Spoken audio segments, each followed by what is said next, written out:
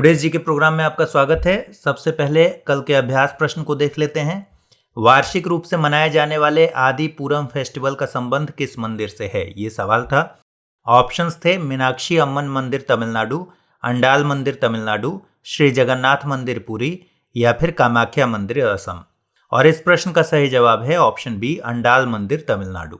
अनादिपुरम festival का संबंध श्री विल्लीपुत्तूर के अंडाल मंदिर से है। यह वार्षिक रूप से मनाया जाने वाला उत्सव है जो देवी अंडाल और भगवान एरेंग मन्नार को समर्पित है।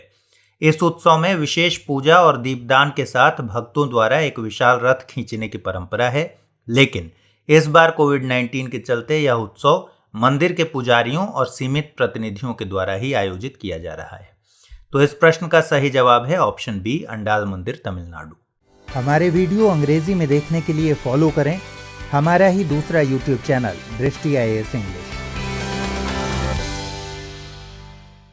अब आज के सेशन का पहला सवाल लेते हैं। नासा ने हाल ही में 2016 DY30 और 2020 ME3 नामों की चर्चा की है। ये नाम निम्नलिखित में से किससे संबंधित हैं?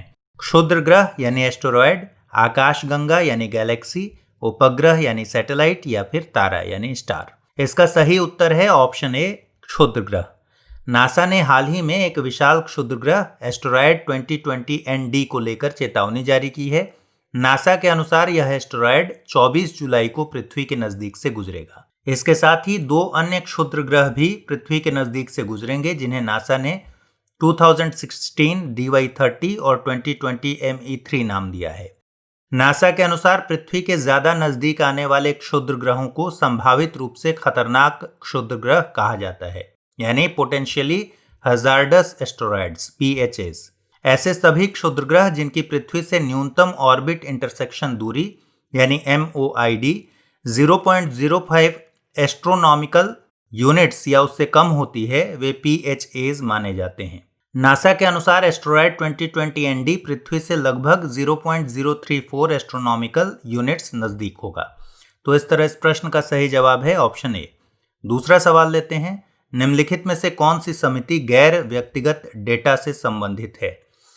क्रिस गोपाल कृष्णन समिति, सुब्रमण्यन समिति, शक्तिकांत दास समिति या फिर शशि थरूर समिति।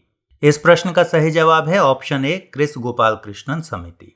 इन्फोसिस के सह संस्थापक क्रिस गोपाल कृष्णन की अध्यक्षता में गठित 9 सदस्यीय समिति ने गैर व्यक्तिगत डेटा यानी नॉन पर्सनल डेटा से संबंधित एक ड्राफ्ट रिपोर्ट जारी की है।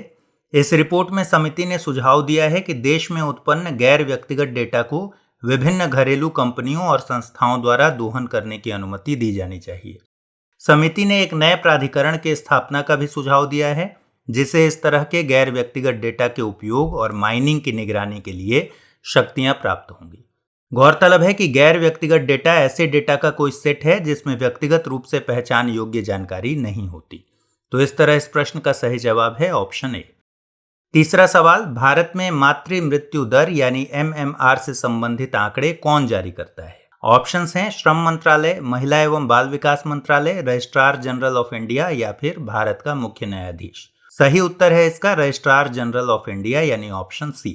भारत के रजिस्ट्रार जनरल द्वारा जारी किए गए हालिया आंकड़ों के मुताबिक भारत में मातृ मृत्यु दर 2015 से 17 में 122 से घटकर 2016 से 18 में 113 हो गया, यानी इसमें 7.4% की गिरावट दर्ज की गई है।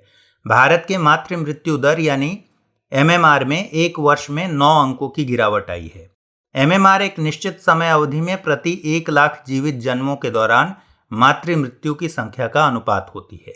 संयुक्त राष्ट्र द्वारा स्थापित SDG के लक्ष्य 3.1 का उद्देश्य वैश्विक मातृ मृत्यु दर को प्रति 1 लाख जीवित जन्मों पर 70 से कम करना है। तो इस तरह इस प्रश्न का सही जवाब है ऑप्शन सी।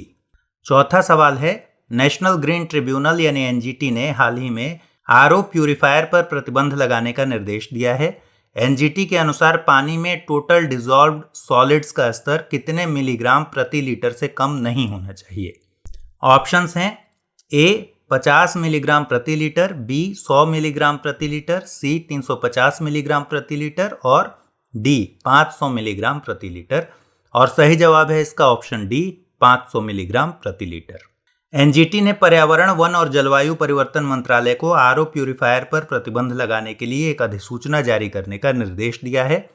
एनजीटी ने ऐसे आरओ प्यूरिफायर्स को प्रतिबंधित करने की बात कही है जिनका टोटल डिसॉल्व्ड सॉलिड्स यानी टीडीएस 500 मिलीग्राम प्रति लीटर से कम है। टीडीएस अकार्बनिक लवण के साथ साथ कार्बनिक पदार्थों की छोटी मात्रा से बना होता है, जबकि रिवर्स ऑस्मोसिस यानी आरओ एक जल उपचार प्रक्रिया है जो पानी से दूषित पदार्थों को निकालने के लिए प्रेशर का उपयोग करती है और पानी के अणुओं को एक अर्धपारगम्य झिल्ली यानी सेमी परमिएबल मेम्ब्रेन के जरिए गुजारती है। तो इस तरह इस प्रश्न का सही जवाब है ऑप्शन डी। पांचवा सवाल है, नेल्सन मंडेला इंटरनेशनल डे कब मनाया जाता है?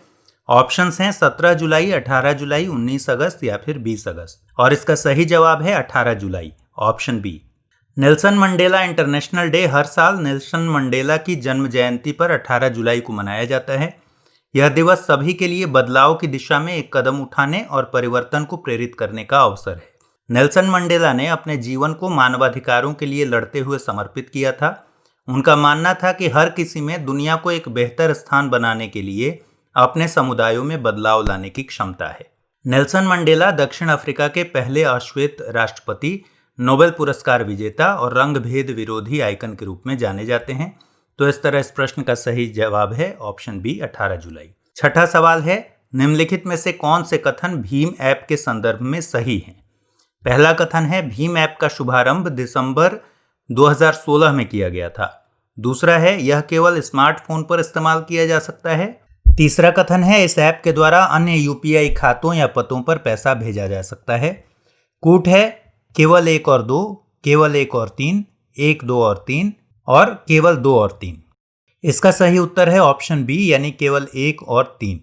प्रधानमंत्री नरेंद्र मोदी ने दिसंबर 2016 में भीम ऐप नामक एक डिजिटल भुगतान एप्लीकेशन का शुभारंभ किया था। भीम ऐप को भारतीय राष्ट्रीय भुगतान निगम यानी एनपीसीआई द्वारा विकसित किया गया है। यह स्मार्टफोन और फीचर फोन दोनों पर इस्तेमाल किया जा सकता है। इस ऐप द्वारा अन्य यूपीआई खाता या पतों पर पैसा भेजा जा सकता है। जिन उपयोगकर्ताओं के पास यूपीआई नहीं है उन्हें इंडियन फाइनेंशियल सिस्टम कोड यानी आईएफएससी और मोबाइल मनी आइडेंटिफायर के माध्यम से पैसा भेज सकते हैं। भीम ऐप एक यूपीआई आधारित ऐप है जो सीधे बैंक खाते से जुड़ा होता है। तो इस तरह पहला और तीसरा कथन बिल्कुल सही है, इसलिए ऑप्शन बी इसका सही जवाब है। सातवां सवाल है, निम्नलिखित में से कौन सा या से कथन पीयर टू पीयर लेंडिंग के बारे में सही है या है? पहला कथन है, यह ऋण वित्त पोषण की एक विधि है। यह बिना किसी वित्तीय संस्था की मध्यस्थता के लोगों को पूंजी आधार लेने एवं देने में सक्षम बनाती है। दूसरा कथन है, पीयर टू पीयर लेंडिंग एक ऑनलाइन मंच के उपयोग के रूप में उधारदाताओं और उधारकर्ताओं को एक साथ लाता है। सही उत्तर है इसका विकल्प सी यानी 1 और 2 दोनों कथन सही हैं। यह ऋण वित्त पोषण की एक विधि है। यह बिना किसी वित्तीय संस्था की मध्यस्थता के लोगों को पूंजी उधार लेने एवं देने में सक्षम बनाती है। पीयर टू पीयर लेंडिंग एक ऑनलाइन मंच के उपयोग के रूप में उधारदाताओं और उधारकर्ताओं को एक साथ लाता है। ऋणदाता अपनी बचतों एवं निवेश को एक खाते में ऋण देने के प्रयोजन के लिए डाल देता है और उस पूंजी पर उसे ऊंची ब्याज दर प्राप्त होती है या हो सकती है। वर्तमान में फेयरसेंट और लेंडेन पीयर टू पीयर लेंडिंग के लिए देश में 2 प्रमुख ऑनलाइन ऋण पोर्टल हैं। तो इस तरह इस प्रश्न का सही जवाब है ऑप्शन सी। आठवां सवाल है, निम्नलिखित में से कौन सा या से कथन कोर बैंकिंग के बारे में सही है या है?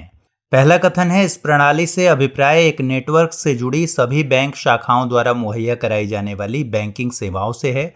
और दूसरा कथन है, कोर बैंकिंग का प्रयोग उन सेवाओं को व्यक्त करने के लिए नहीं किया जाता जो बैंकों की शाखाओं को एक दूसरे के साथ नेटवर्क से जुड़ने के कारण प्राप्त होती हैं।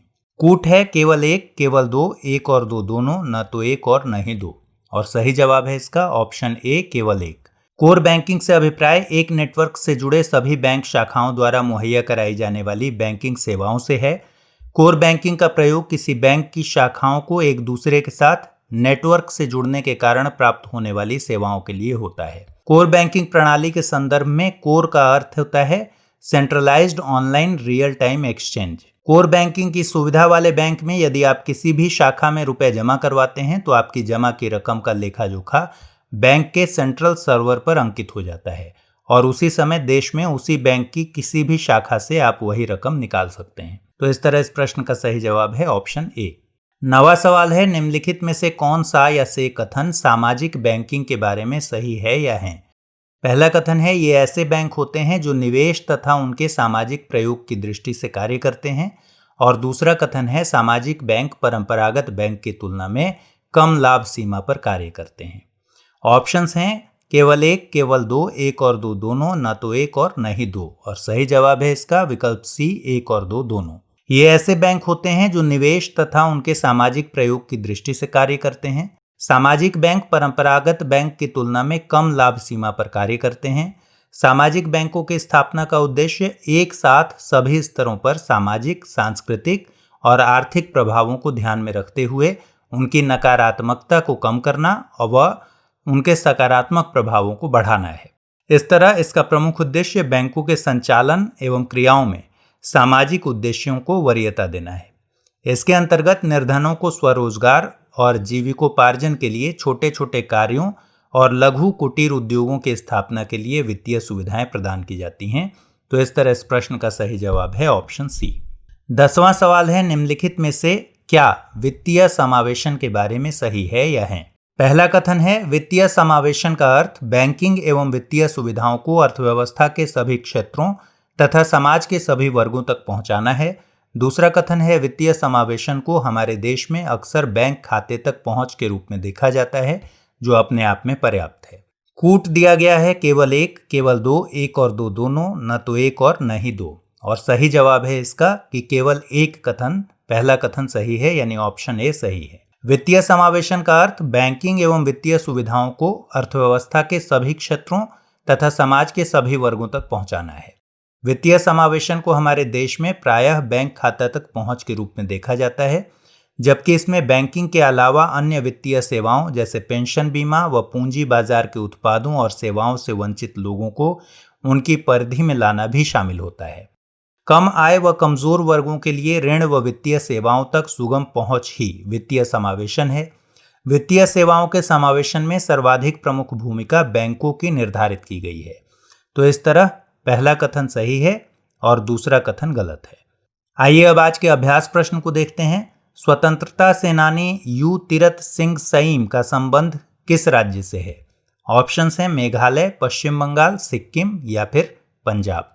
आप इस अभ्यास प्रश्न का जवाब कमेंट्स में डालिए। इस अभ्यास प्रश्न के जवाब के साथ और नए सवालों के साथ हम फिर से हाजिर होंगे। तब तक के लिए अपना ख्याल रखिए। Good bye.